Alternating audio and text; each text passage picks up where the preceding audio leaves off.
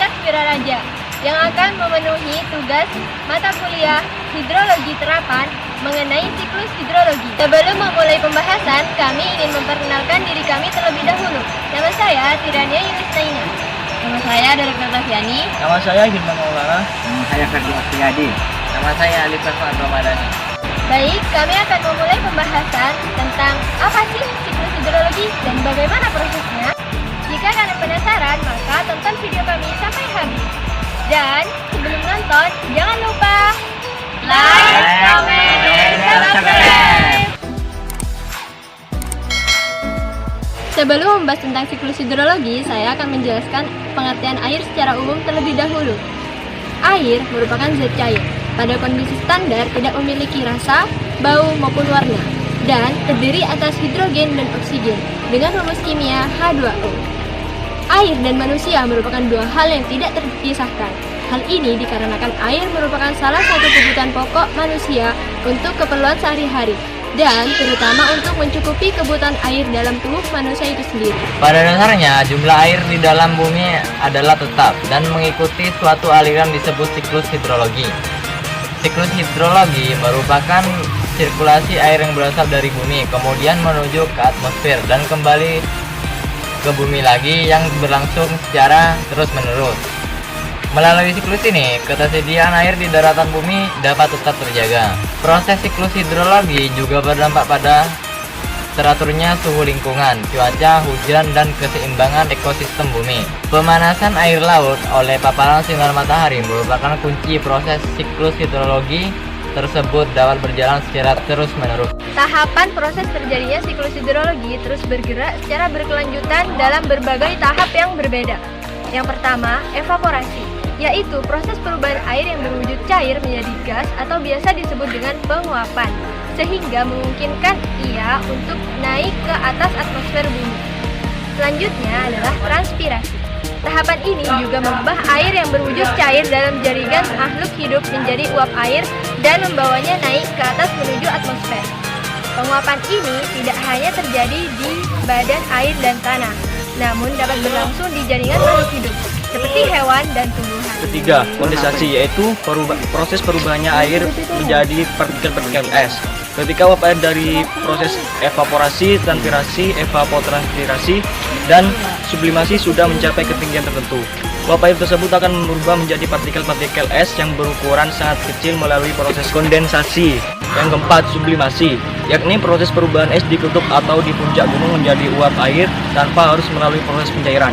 Yang kelima, adveksi merupakan perpindahan awan dari satu titik ke titik lainnya dalam satu horizontal akibat tiupan angin atau perbedaan tekanan udara. Run-off, yaitu proses pergerakan air dari tempat yang tinggi menuju ke tempat yang rendah di permukaan bumi yang berlangsung melalui saluran-saluran air seperti sungai, danau, got, muara, laut, hingga samudera. Terakhir ialah infiltrasi, air yang sudah berada di bumi akibat proses presipitasi. Tidak semuanya mengalir di permukaan bumi dan mengalami runoff. Sebagian kecil dari air tersebut akan bergerak menuju ke pori-pori tanah, merembes dan menumpuk menjadi air tanah. Tahap ini akan secara melambat membawa air tanah untuk menuju kembali ke laut. Selanjutnya ialah macam-macam siklus hidrologi. Siklus air terbagi menjadi 3 jenis berdasarkan proses-proses yang dilaluinya, serta seberapa jauh air tersebut bergerak dari tempat evaporasi. 1. Siklus pendek. 1. Air laut menguap menjadi uap gas karena panas matahari. 2. Terjadi kondensasi dan pembentukan awan. 3. Turun hujan di permukaan laut. Yang kedua, siklus sedang. 1. Air laut menguap menjadi gas karena panas matahari. Yang kedua, terjadi evaporasi. Yang ketiga, uap bergerak oleh tiupan angin ke darat. 4. Pembentukan awan. Yang kelima, turun hujan di permukaan daratan. 6. Air mengalir di sungai menuju laut kembali. Sedangkan pada siklus panjang, 1. Air laut menguap menjadi uap gas karena panas matahari.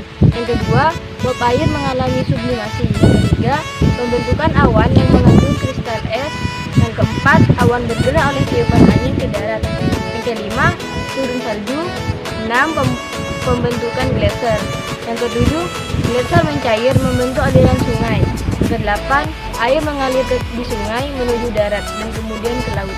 Berdasarkan sumbernya, air dapat digolongkan menjadi 4 kelompok. Yang pertama ialah air angkasa atau air atmosfer, yakni air yang dalam keadaan murni sangat bersih berarti karena adanya pengotoran udara yang disebabkan kotoran-kotoran dan debu, maka air ini mengandung banyak kotoran. Yang kedua ialah air permukaan, yaitu air hujan yang mengalir di permukaan bumi. Pada umumnya air ini akan mengalami pengotoran selama pengalirannya. Beban pengotoran ini merupakan tiap air permukaan berbeda tergantung daerah pengaliran air permukaan. Macam-macam air permukaan antara lain ialah 1. Air sungai, rata-rata lebih dari 4.000 km air diperoleh dari sungai-sungai di dunia. 2. Air rawa, yaitu air yang berwarna karena adanya zat-zat organik yang telah membusuk.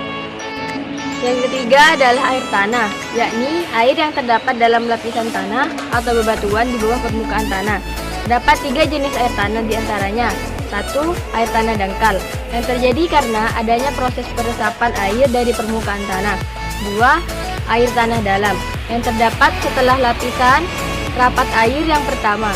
Untuk mengambil air ini diperlukan bor, karena adanya kedalamannya yang cukup dalam, sekitar 100 hingga 300 meter. Yang ketiga adalah air laut, yakni air laut ini mempunyai sifat asin karena mengandung garam, yang rumus kimianya adalah NaCl, kurang lebih 3% dalam air laut. Berikutnya, kami akan membahas tentang siklus hidrologi yang terjadi pada air tanah dangkal atau dalam istilah lain, kami biasa menyebutnya sumber air atau mata air. Mata air yang kami survei di sini bernama Sumber Samburat yang berlokasi di Desa Mending Timur, Kecamatan Manding, Kabupaten Sumeneb, Madura yang telah dibangun sejak 1997.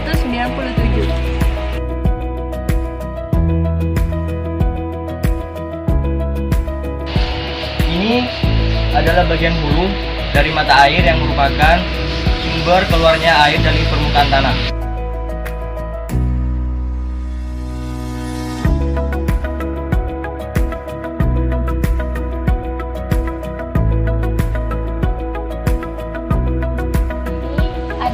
Bagian tengah dari sumber air Samburat yang kedalamannya kurang lebih setengah meter.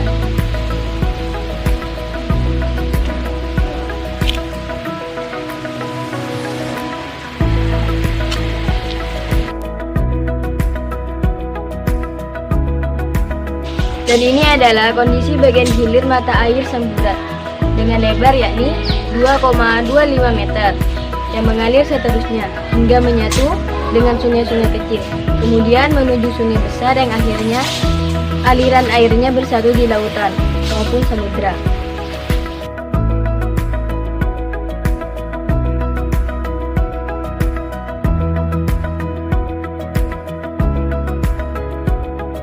Kondisi sekitar sumber Samburat ini dikelilingi oleh pepohonan dan tumbuh-tumbuhan kecil dan juga terdapat musola sebagai tempat beribadah kaum muslim. Lokasi sumber ini dekat dengan jalanan yang menyebabkan sumber Samburat ini mudah diakses oleh penduduk sekitar, bahkan penduduk luar Desa Mending Timur.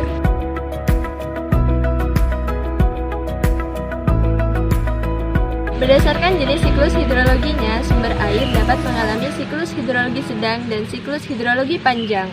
Perlu kita ketahui bahwa dalam tahapan proses siklus hidrologi, hal ini dikenal dengan istilah runoff atau surface runoff, yang berarti suatu proses pergerakan air dari tempat tinggi menuju ke tempat yang rendah di permukaan bumi yang berlangsung melalui saluran-saluran air. Contohnya, danau, got, muara, mata air, sungai, laut, hingga samudra. Tahapan runoff ini terjadi pada siklus hidrologi sedang dan siklus hidrologi panjang. Oleh karena itu, sumber air tidak terjadi pada siklus hidrologi pendek. Karena pada siklus hidrologi pendek tidak terjadi tahapan runoff, yang mana terjadi penguapan air laut akibat sinar matahari, lalu mengalami peristiwa kondensasi dan pembentukan awan, hingga turunnya hujan di permukaan laut. Namun di mata air Samburat ini tidak mengalami siklus hidrologi panjang, diakibatkan karena kita melihat bahwa salju tidak turun di wilayah Indonesia saat ini. Mengingat bahwa air merupakan sumber daya dalam terpenting di bumi, sebab menjadi esensi dari semua kehidupan, 2/3 dari permukaan bumi merupakan air. bukan sekitar 60 hingga 70% dari komponen tubuh manusia terdiri dari air. Maka kita sebagai manusia yang baik sebaiknya tetap menjaga kelestarian sumber daya alam ini dengan tidak mencemari lingkungan agar kesediaan air bersih di bumi senantiasa terjadi dengan adanya siklus hidrologi. Dan juga sebagai rasa syukur kita kepada Tuhan Yang Maha Esa yang telah memberikan banyak kenikmatan yang tersebar di muka bumi ini. Baik, kami rasa cukup pembahasan kali ini tentang siklus hidrologi yang terjadi di sumber air Sampuran. Selebihnya kami mohon maaf apabila terdapat kesalahan karena kami masih dalam proses pembelajaran, dan semoga apa yang kita sampaikan dapat bermanfaat. Terima kasih telah menonton video kami sampai akhir. Wassalamualaikum warahmatullahi wabarakatuh.